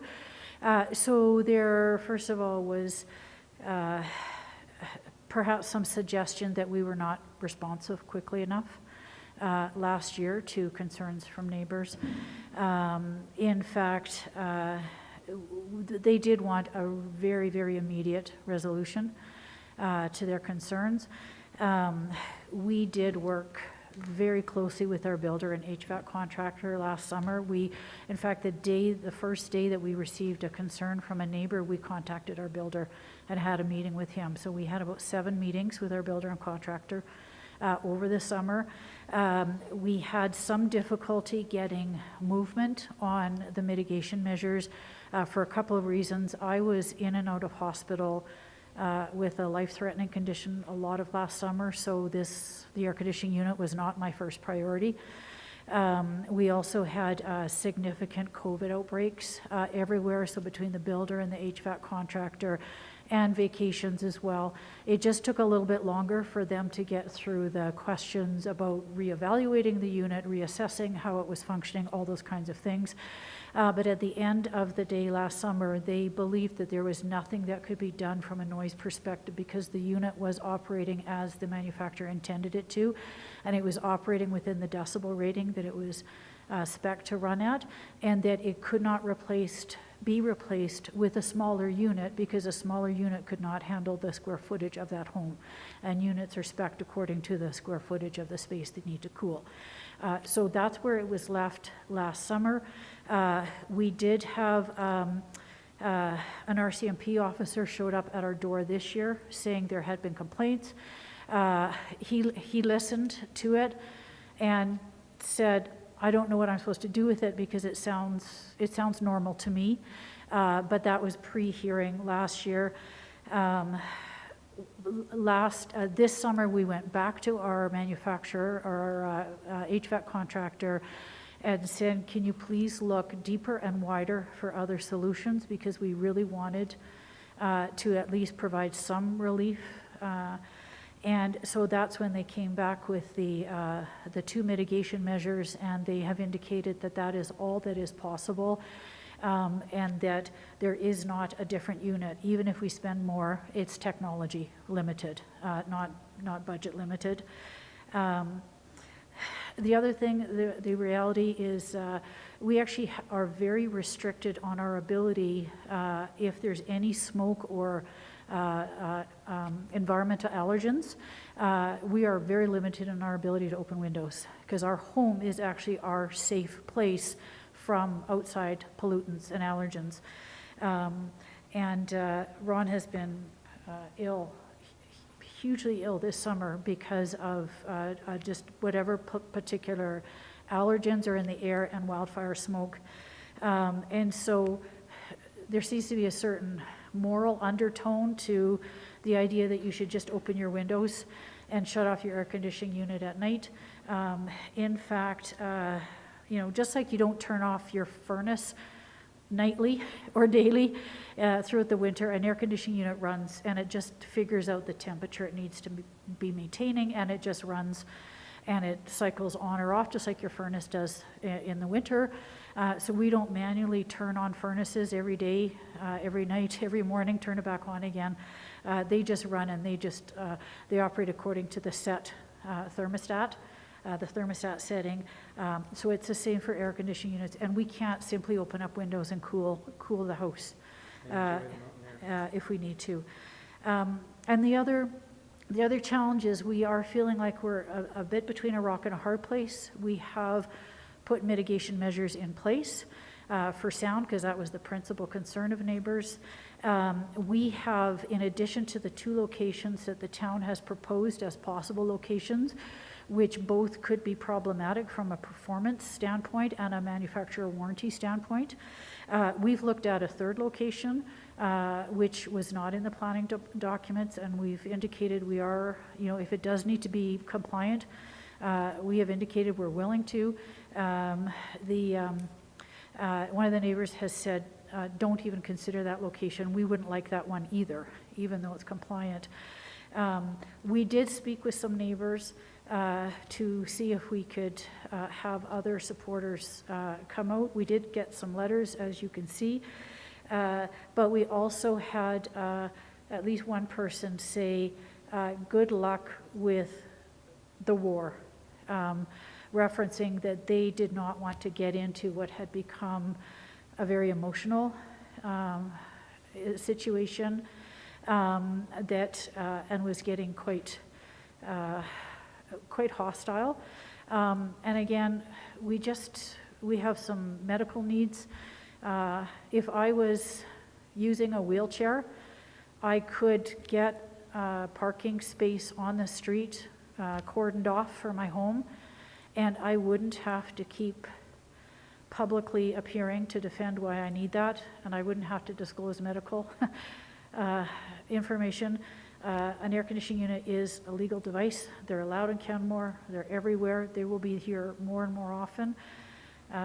We think there's probably some room to review the land use bylaw to make sure it recognizes that we're going to see this more and more. They are very likely going to end up in side yards because that's where the mechanical room is. There's hundreds, probably thousands in Canmore that may not be compliant right now. So as a town, we're going to have a problem as more and more people are needing them. And our land use bylaw, in fairness, is trying to protect that side yard. The community standards bylaw acknowledges that these are necessary for some people. And our unit was, just in case there's any mistake about the timing, our unit was installed and operating fully under the old bylaw, which exempted air conditioning units. And the bylaw today exempts air conditioning units from noise. So the community standards bylaw is probably not going to be relevant for our particular unit because aside from a hearing date, the community standards bylaw was what was enforced at the time the unit was installed, and I believe that's probably the legal timeline that is considered because they are continued to be exempt.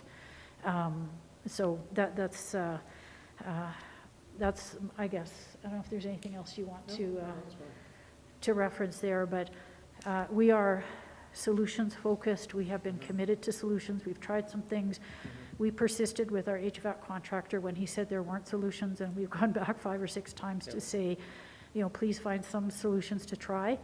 And we even offered to be a pilot for a noise mitigation. I'm a researcher, so Ron's an engineer, so we said, if you want to see what works better on a unit, use us as your experiment. So anyway, we do want resolution, and we recognize there is a bit of a jurisdictional gap between what's permitted under the land use bylaw, what's permitted under the community standards bylaw, and there might be some gaps in between them in terms of the intent versus what's regulating what.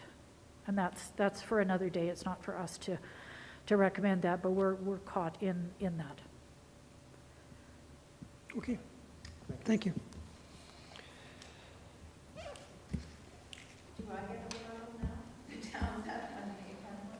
I will grant you that.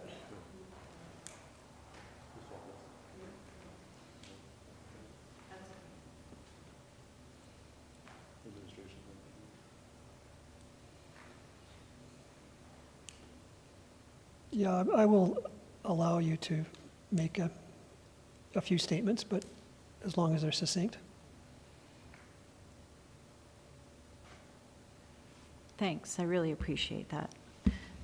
I guess I just want to say that the objection to the unit in the neighborhood is substantial. At the last presentation, there were 5 presenters, and there were 4 letters of objection.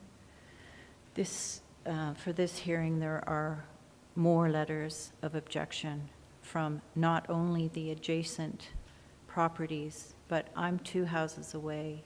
There's letters written by people who are further distant than that in your package. Clifton Potter lives 4 houses away. So I would just ask you to weigh the impact on the neighborhood versus the perhaps exaggerated needs of 2 people.